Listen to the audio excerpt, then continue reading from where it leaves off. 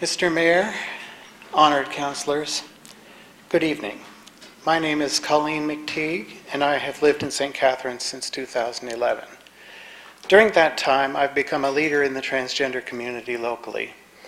I'm facilitator for Transgender Niagara, a peer support group for transgender individuals, and I have been asked on a number of occasions to speak on behalf of the transgender community. I am speaking tonight in support of the transgender community and its need for an LGBTQ advisory committee on City Council, for City Council. I have been an activist and an advocate for oppressed communities for a number of years. I'd like to relate a personal anecdote that I hope will show the utility and wisdom of a proper use of an advisory committee. In 2014, an incident occurred in Hamilton in which a transgender woman was denied access to an appropriate washroom facility by a city employee.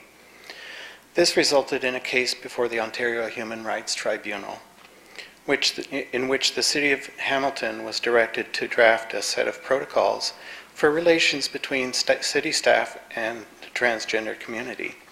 This case dragged on for 2 years, no doubt at the cost of hundreds of lawyer hours, all of which could have been avoided had the city employee had proper training in advance.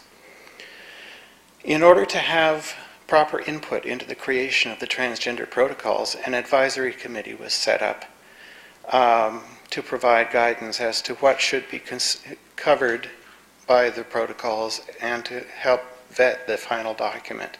I was asked to be an advisor on that committee, mainly due to my involvement in the Hamilton transgender community since 2010. While the protocol document was still being created, an article was published in the Hamilton Spectator stating that such a document was being prepared. Subsequently, the Christian Heritage Party in Hamilton launched a fear campaign designed to derail the new protocols. A bus shelter ad was posted insinuating, in my opinion, that to allow transgender women to use women's washrooms would open the door to men invading women's spaces at will.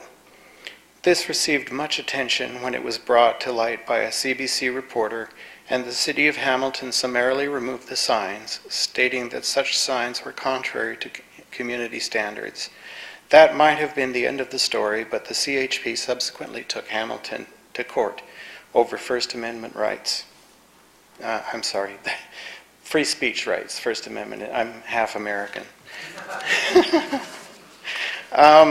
Again, causing an expensive litigation that could have been avoided. My point in all this is that St. Catharines has a thriving LGBT community, and this community faces a number of issues relating to marginalization in housing, access to education, access to jobs, and medical care especially.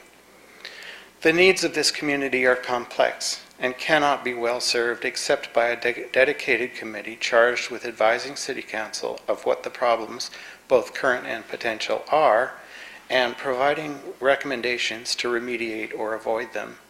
Mayor Senzik will recall that I made this specific recommendation during a breakfast meeting last summer. I hope he remains open to the idea. I'm here because I consider it my civic duty to advocate on behalf of marginalized and oppressed members of our community so that people can one day be treated equally.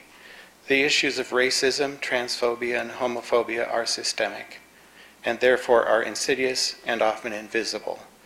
The responsibility for calling attention to these issues falls on the marginalized members of the community. Thank you.